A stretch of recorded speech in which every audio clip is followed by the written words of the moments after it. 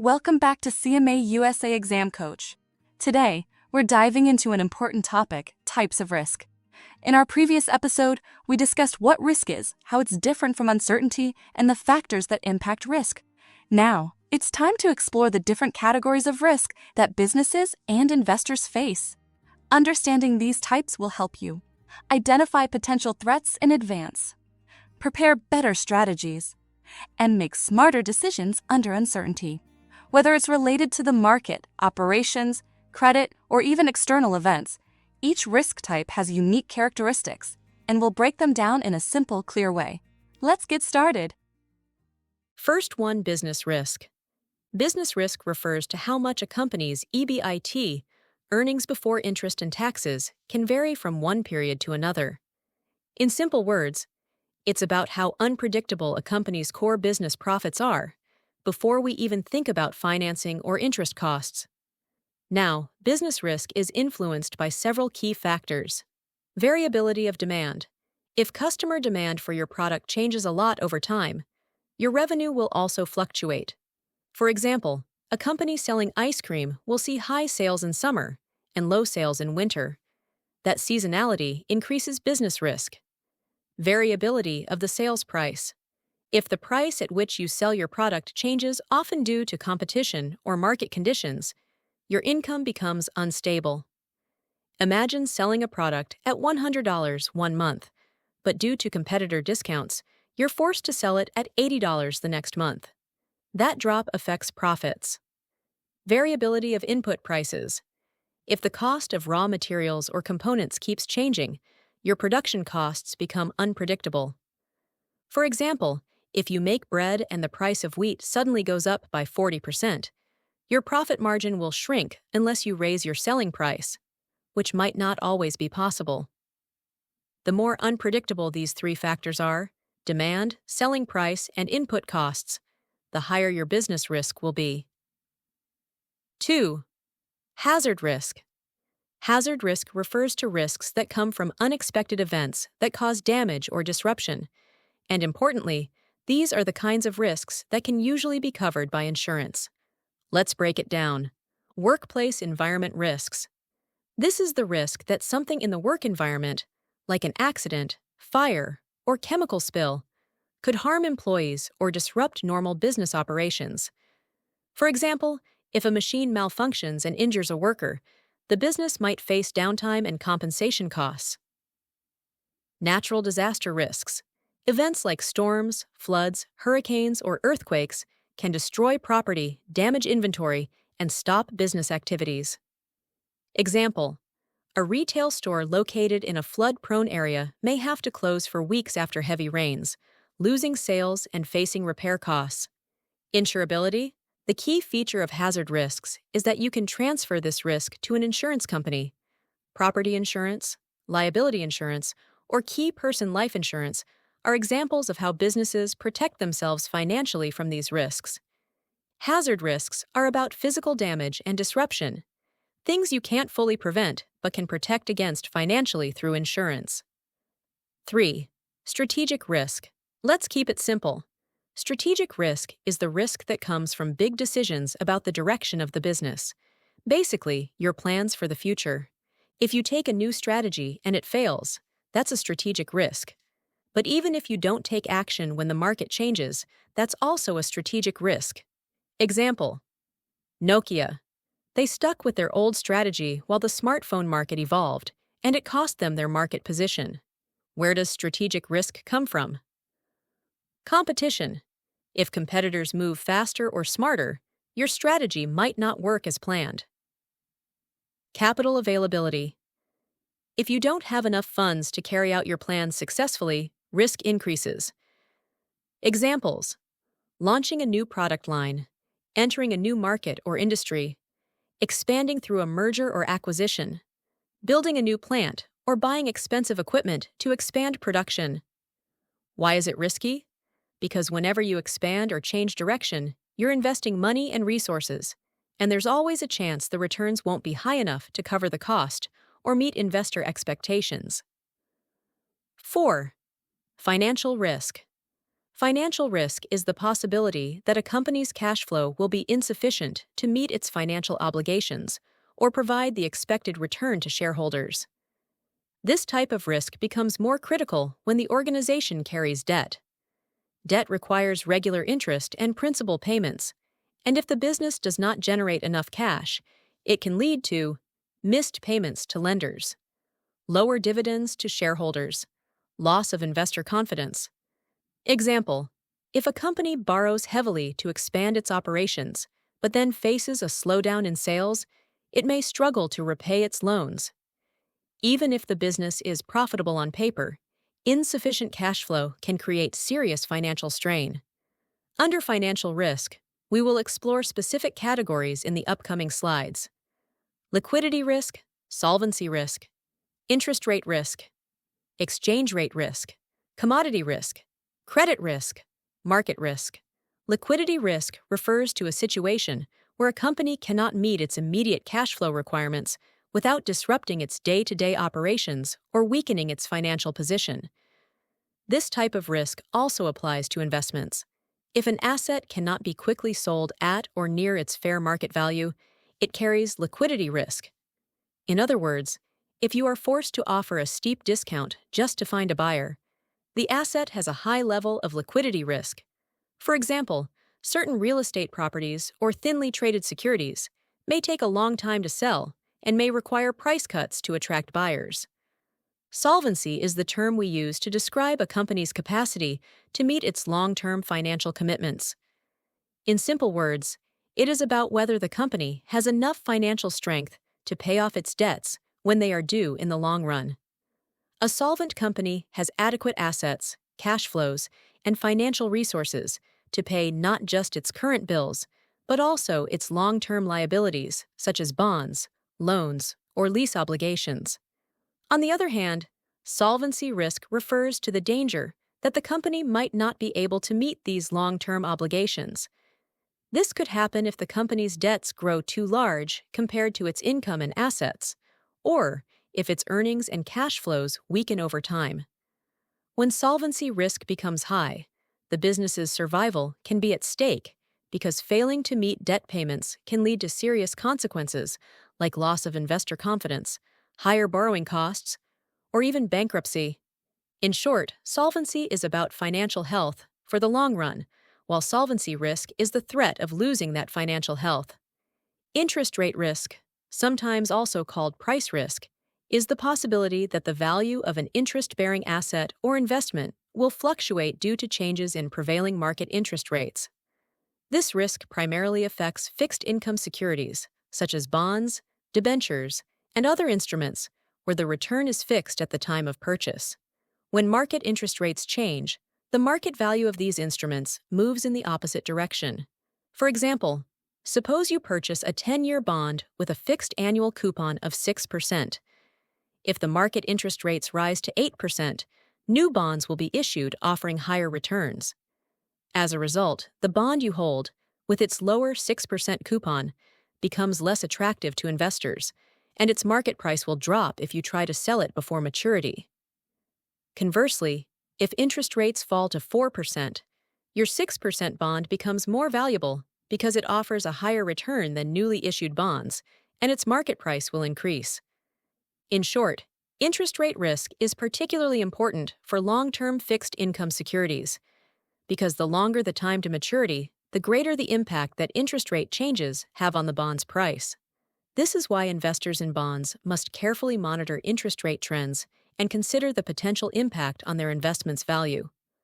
Reinvestment rate risk is the risk that when an investment matures, the money you get back cannot be reinvested in another investment that gives the same return as before, or a higher return. This usually happens when interest rates go down. In such cases, the funds from your original investment, once they mature, will have to be reinvested at a lower interest rate compared to what you were earning earlier. This reduces your overall earnings.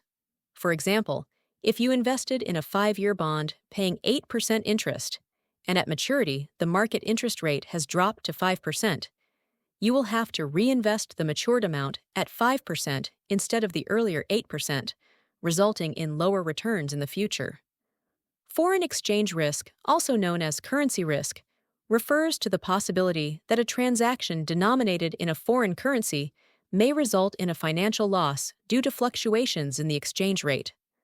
This means that the value of one currency can change in relation to another between the time a transaction is initiated and when it is settled.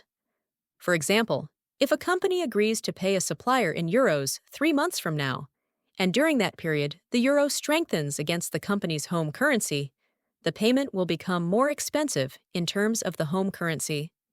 Similarly, if a company is expecting to receive payment in a foreign currency, and that currency weakens before payment is received, the amount converted back to the home currency will be less than initially expected.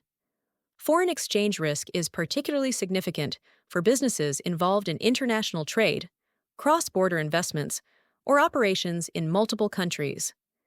Managing this risk often involves using hedging techniques such as forward contracts, options, or natural hedging through matching revenues and expenses in the same currency. Commodity risk, also known as commodity price risk, refers to the possibility that changes in the prices of commodities can lead to financial losses for either the buyers or the producers of those commodities. For buyers, this risk arises when there is an unexpected increase in commodity prices. Such increases can reduce profit margins, disrupt cost planning, and make budgeting more challenging. For example, consider a furniture manufacturing company that needs to purchase large quantities of wood as a raw material. If the price of wood rises unexpectedly, the cost of producing each piece of furniture also increases. Unless the manufacturer can raise its selling prices accordingly, its profit margins will shrink, directly affecting its overall profitability. Now let us talk about credit default risk. Credit risk, also called default risk, is the possibility that a borrower will fail to pay either the interest or the principal amount on a loan when it becomes due. In simple terms, it is the chance that the borrower will default on their payment obligations. For example, when a bank lends money to a company, it expects to receive interest regularly and the principal amount back on the agreed date. If the company's financial position is weak, the bank might fear that the company will not be able to meet these payments. This is where credit risk comes into play. The important thing to note is that the higher the credit risk perceived by the lender, the higher the interest rate they will demand to compensate for the risk of lending. This is why companies or individuals with a poor credit history or unstable income often have to pay much higher interest rates compared to those with strong credit ratings. In the financial markets, lenders and investors constantly assess credit risk before committing their money, because failing to manage this risk can lead to significant losses. Now let's look at market risk. Market risk is the possibility that the value of an investment, like a stock or an option, will change simply because the overall market changes, not because of anything that happened inside the company itself. This type of risk is driven by factors outside the business, such as economic conditions, political events, interest rate changes, or global news. For example, even if a company is performing well and making strong profits, its stock price can still drop if the entire stock market experiences a downturn, maybe due to a recession or global crisis. On the other hand, when the market is bullish and prices are rising overall, the same stock might go up even if the company's performance hasn't changed much. The key point here is, market risk is unavoidable for any investment traded on an open market. It's built into the system, and no matter how good your analysis is, you can't completely eliminate it. You can only manage or diversify it to reduce its impact. Now we come to operational risk. Operational risk is the risk that arises when something goes wrong inside the organization because of people, processes, or systems not functioning as they should. This isn't about changes in the market or economy. It's about how the business itself is run. Some examples include human resources issues, such as hiring the wrong person for a critical role or failing to train staff properly. Business process failures, like poor internal controls that allow errors or fraud to happen. Technology problems, such as system crashes or outdated software that disrupt operations. Product failures, which can lead to customer complaints, brand damage, or even lawsuits. Safety and health incidents, accidents in the workplace that cause harm to employees. Environmental damage, activities that harm the environment, leading to fines or reputational harm. Business continuity issues, disruptions like power outages, fires, or natural disasters that halt operations. The good news is that operational risk can be managed and reduced. This is done through strong internal controls, redesigning inefficient business processes, business process reengineering, and having solid business continuity plans so the company can recover quickly from unexpected disruptions. It's important to note that it also includes two specific subcategories. Legal risk. This is the risk that the organization could face civil or criminal penalties due to actions or failures to act that violate laws or regulations. Compliance risk. This is the risk that processes are not carried out according to laws, regulations, or industry best practices. 14. Legal risk. Legal risk refers to the possibility that lawsuits or legal actions, whether civil, private disputes, or criminal violations of law, can harm the organization's financial health, reputation, or ability to operate. This risk can arise from breach of contracts with customers, suppliers, or employees, violating intellectual property laws, e.g., using copyrighted material without permission, regulatory violations leading to legal enforcement actions, product liability claims if a product causes harm to a consumer. Example, imagine a food manufacturing company that fails to follow safety regulations. If contaminated food reaches the market and harms customers, the company could face civil lawsuits from affected customers and criminal charges from health authorities. Both outcomes could lead to significant financial losses, operational disruption, and long-term reputational damage. 15. Compliance risk. Compliance risk is the possibility that an organization fails to follow laws, regulations, or internal policies, which can result in fines, penalties, legal actions, or reputational harm. This risk comes from the need to adhere to requirements set by government agencies, industry regulators, professional bodies, internal codes of conduct. It can also include failing to follow environmental regulations, data privacy laws, financial reporting requirements, or labor laws. Example 1, a bank that does not follow anti-money laundering, AML, regulations may face hefty fines and license restrictions from the central bank or financial authority. Example 2, a factory that ignores environmental pollution limits could face penalties from the environmental agency, forced shutdowns, and reputational damage in the community. Effective compliance programs, including staff training, monitoring systems, and audits, help reduce this risk. 16. Industry risk. Industry risk refers to the threats and uncertainties that affect all companies operating within a specific industry, regardless of how well they are managed individually.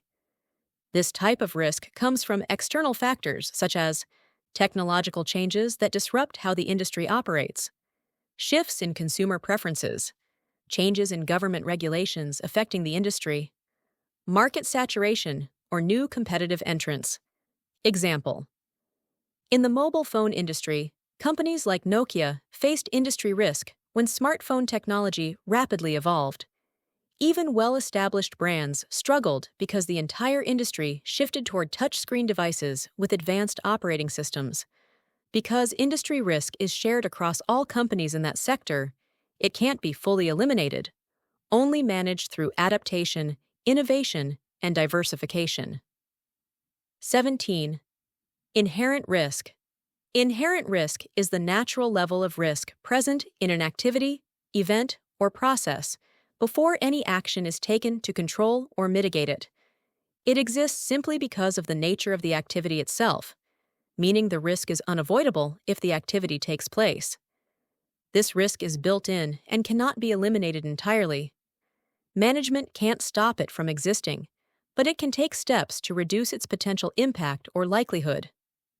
Example: when you buy a car, the risk of an accident is inherent to driving. Even if you are a careful driver, the risk still exists. You can't remove it entirely, but you can mitigate it by wearing seatbelts, driving carefully, following traffic rules, and getting insurance. In business, inherent risks are part of normal operations, such as market fluctuations for an investment firm or supply chain disruptions for a manufacturing company. 18. Residual risk. Residual risk is the risk that remains even after all reasonable and prudent measures have been taken to reduce or control it. No matter how many controls, safety measures, or precautions are in place, some level of risk will always be left over. This leftover risk is what we call residual risk. Example: imagine you have car insurance. You get into an accident, and your repair bill is $5,000.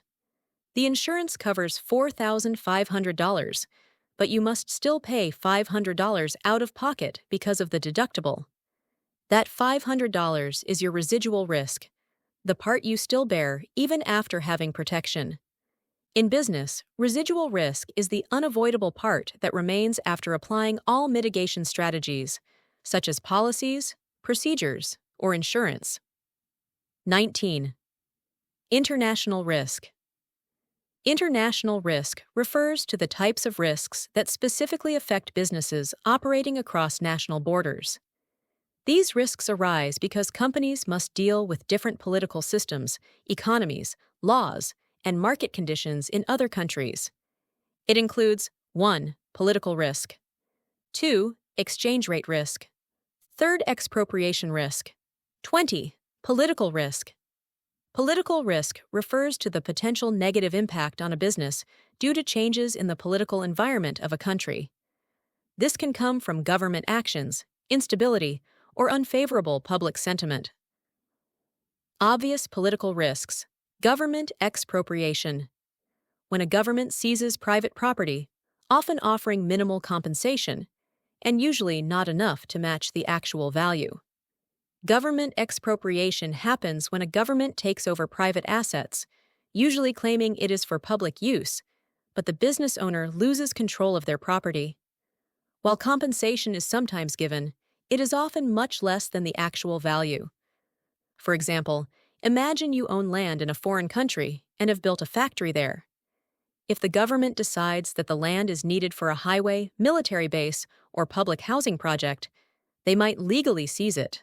Once the land is taken, your factory will be demolished or removed, and you will no longer be able to operate from that location. This can cause complete business shutdown in that region and lead to major financial loss. In some cases, expropriation can even happen with no clear public reason, especially in unstable political environments. That's why many companies take political risk insurance when operating internationally. War. Armed conflict can endanger employees, disrupt operations, and create additional expenses to protect staff and assets. Other political risks include blockage of fund transfers. The host country's government may prevent the movement of funds out of the country. Inconvertible currency. The local currency cannot be exchanged into foreign currencies, limiting a company's ability to repatriate profits. Government bureaucracy, regulations, and taxes. Excessive red tape, unexpected rules, and heavy taxation can slow down or harm business operations. Corruption. Practices like bribery may be common for securing contracts, putting ethical businesses at a disadvantage. Consumer attitude. Preference for local products over foreign ones can reduce market demand for the company's goods or services. 21. Exchange rate risk. Exchange rate risk, also called currency risk, is the risk that changes in the value of one currency compared to another will cause a financial loss. It mainly affects businesses and investors who deal in foreign currencies. For example, if a U.S. company sells products to Europe and gets paid in euros, but by the time the payment arrives, the euro's value has dropped against the U.S. dollar, the company will get less money when converting it to dollars. Similarly, if you import goods from another country and the foreign currency's value goes up, you will have to pay more in your own currency to buy the same goods. Simply put, when exchange rates move in the wrong direction for you, your profit can shrink or your costs can rise. 22. Expropriation risk. As we discussed earlier under political risk, expropriation occurs when a government takes privately owned property against the wishes of the owners, claiming it will be used for the public benefit. This can be a serious risk for businesses, especially if their property, land, or facilities are in the affected area. Examples: in the United States, expropriation is often used to build highways, railroads, airports, or other infrastructure projects. In some countries, a government may take over factories, farms, or land with little or inadequate compensation, making it impossible for the business to continue operations. For instance, if you own a factory on a piece of land and the government decides to take that land for a new highway, you may lose the location and be forced to shut down production. This is especially risky in countries with unstable political systems or weak property rights protections. 23. Economic risk. Economic risk is the likelihood that macroeconomic conditions affecting the whole economy, could negatively impact a company's performance or an investment's returns, either domestically or internationally. Key points: these risks are beyond the control of an individual business. They affect overall demand, profitability, and growth prospects. Examples of economic risks: exchange rate fluctuations. Changes in currency value can impact international sales and costs. Shift in government policy or regulations. New laws, taxes, or restrictions can alter business operations. Political instability. Economic growth can be disrupted if the political climate becomes uncertain. Economic sanctions. Trade restrictions imposed by governments can block access to certain markets or resources. Simple example: if a country suddenly increases import tariffs, a company relying on imported raw materials will face higher costs and reduced profit margins. 24. Purchasing power risk. Purchasing power risk is the risk that the value of money will decrease over time due to inflation. That is, when the general price level of goods and services increases. Key idea: even if you have the same amount of money, it will buy fewer goods and services in the future. This risk particularly affects people with fixed incomes or fixed-rate investments. Example: if you save $1,000 today and inflation is 5% per year, in 1 year you will need $1,050 to buy the same items you could buy for $1,000 today. If your money doesn't grow by at least 5%, you lose purchasing power. Real-life scenario: a retiree receiving a fixed pension of $2,000 a month may find that after a few years of inflation, their pension can no longer cover the same expenses because prices for food, utilities, and healthcare have risen. 25. Capital adequacy risk. Capital adequacy risk is the risk that a bank or other financial institution does not have enough capital to absorb potential losses and still meet its obligations to depositors and creditors. Why it matters for banks. Banks make money by lending and investing. They also hold depositors' money, which must be protected. In the U.S., bank deposits are insured by federal agencies, like the FDIC. Since regulators take on part of the depositor's risk, they require banks to maintain a minimum capital level to ensure stability. Risk measurement in banks. Banks must comply with capital adequacy ratios. This ensures that even if loans go bad or investments lose value, the bank can still cover deposit withdrawals and other obligations. Example: if a bank makes too many risky loans and many borrowers default, it could run out of money to repay depositors unless it has enough capital reserves. Regulators step in to make sure such a situation doesn't happen.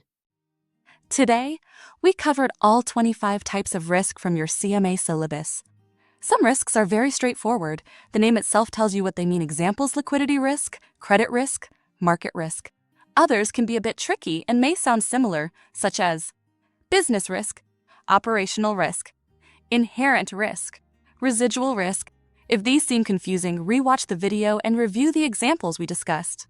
Many of these risks may appear in your exam, sometimes directly, sometimes as part of a scenario question. Practice questions from your support pack will help you master categorization and identify the correct risk in a given situation. Thank you for watching this episode. See you in the next one. Study well, stay consistent, and keep practicing.